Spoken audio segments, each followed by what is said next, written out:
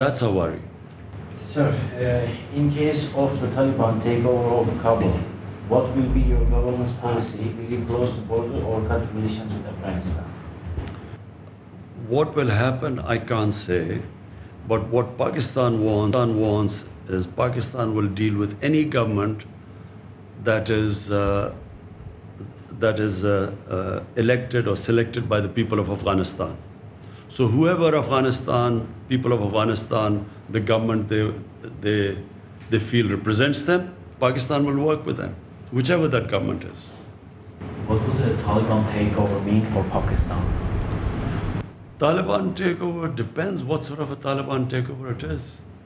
If it is a Taliban takeover which becomes inclusive with other players, and it includes, it will be the best thing for Afghanistan if it is an inclusive government. But if it is exclusive government with fighting going all over Afghanistan, we believe that if the Taliban try and form an exclusive government through military takeover, this will mean a protracted civil war. And that is, as I said, a nightmare scenario for Pakistan. So it seems, even though everyone's gathered in Doha today, I believe there's a Troika meeting as well, it seems like there's a last-ditch effort to try to come to some sort of solution. Do you think there's lots of suggestions as to how this could move forward? The Taliban have one suggestion too, which is that Ashraf Ghani should step aside. If it means, given how much Pakistan has at stake, would you support such a move? I mean, if it comes to this consensus that an elected president should step aside?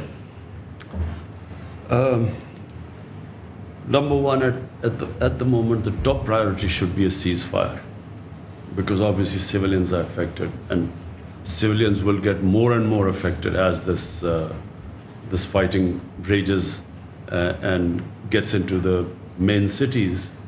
Once the fight in the main cities, then there will be heavy civilian casualties. So therefore, at all costs, there should be a ceasefire. Now, what would it take for a ceasefire? And that's what the Doha talks are all about. So, I'm not a big one into military solutions. I believe that, as a politician, we always should look for a political settlement.